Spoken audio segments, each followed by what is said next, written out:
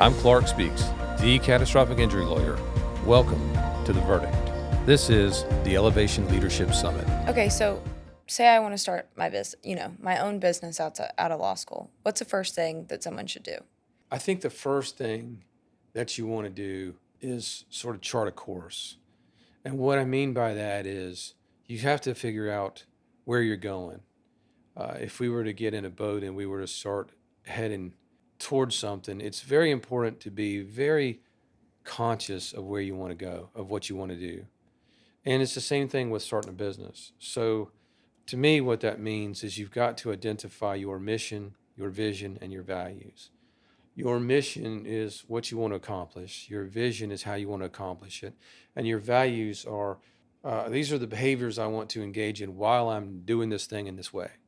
Does that make sense? Mm-hmm. Right. So for me, our vision is to help people, injured people, recover physically and financially and emotionally. Our mission is the way that we do that through collaboration and relentless advocacy and all this.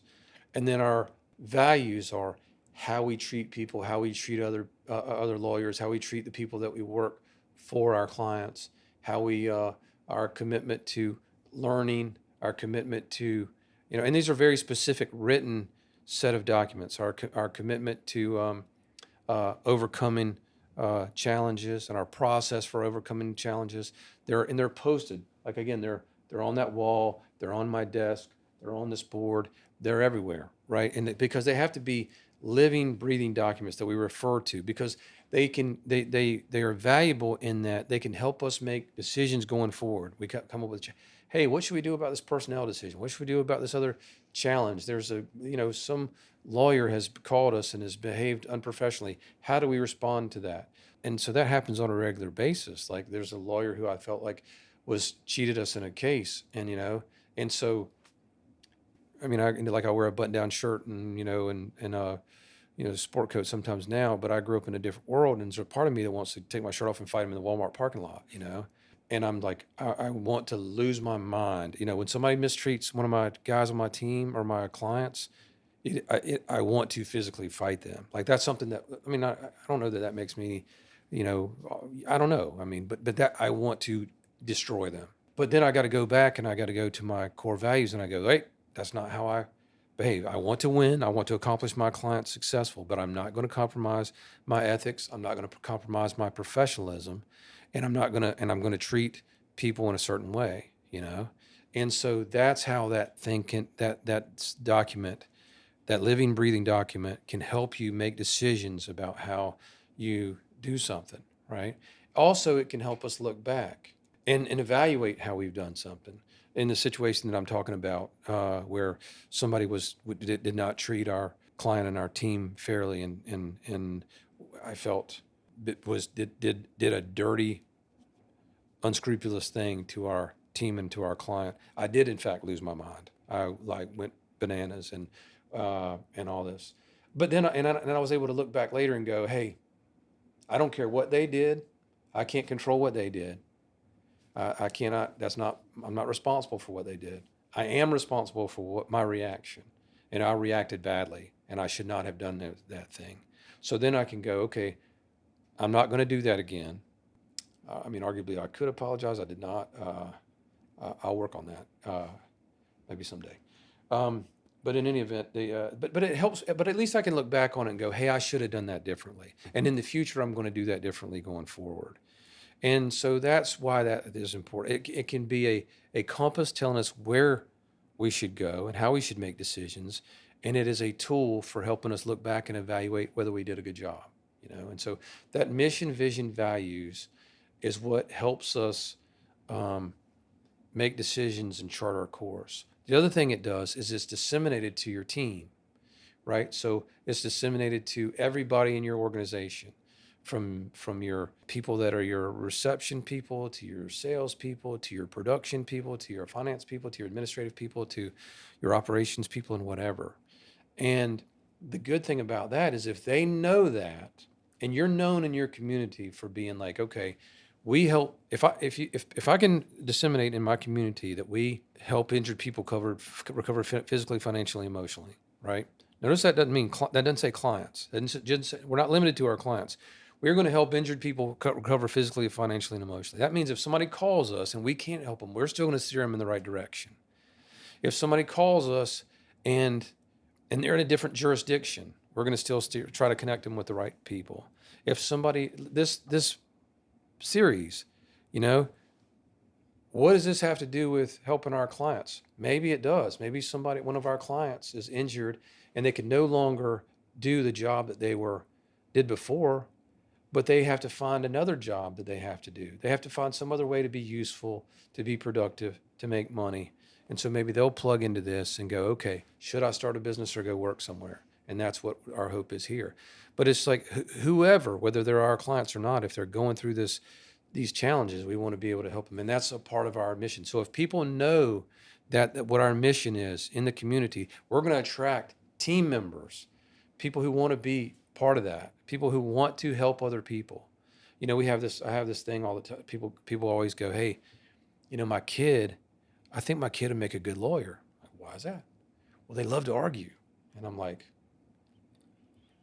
I don't want to be unfriendly, but that just means, you know, you might take them to church, you know? I mean, like the place where you become a good lawyer, the thing in you that makes you a good lawyer is if you care about people and want to help them, right? So for me, you know, growing up seeing things that I thought were unjust and unfair, and I'm like, who do you go when something's unjust? Where do you go when something's unjust and unfair?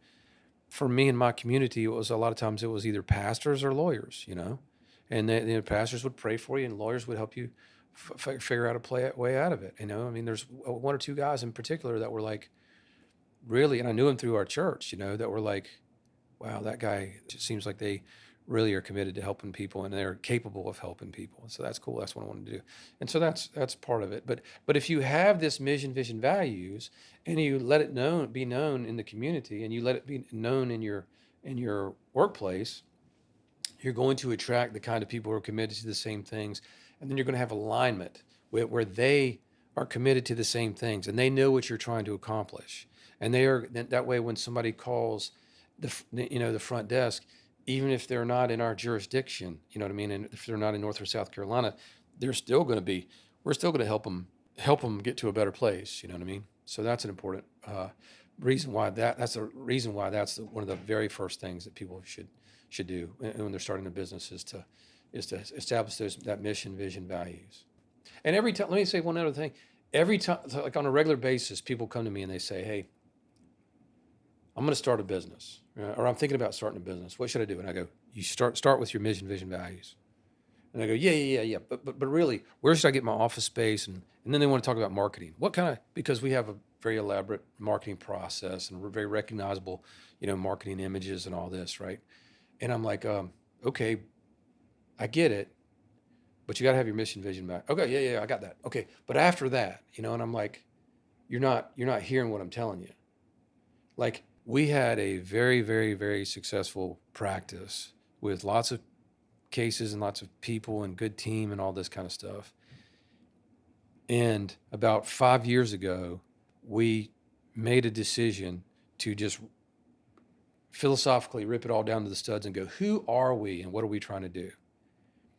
And that's when we identified our mission, vision, values with clarity, not just some abstract thing in the back of my mind where, you know, we used to say every client is our most important client, which is true. It's very true. We try to maintain that philosophy. But it's until we got our mission, vision, values and thought about it and sweated over it for days and this word or this word or this thing, this, and went through it as a group. And it started with me and it started with a person I'm very close to that helps me think through these things and continue with my coach and all this. And then we kind of really worked and hammered it out. You know, we did not have what we have now. And what we have now is a clear mission. We have a clear vision of what we want to try to accomplish. We have standards for how we're going to do it. We have standards for who we are and how we conduct ourselves. And we have team alignment where everybody is pretty much rowing in the same direction. Is it perfect? No. We always got to improve. We're always works in progress. But when people every time I have this conversation, people just okay, I got it. I've heard the mission, vision, value thing.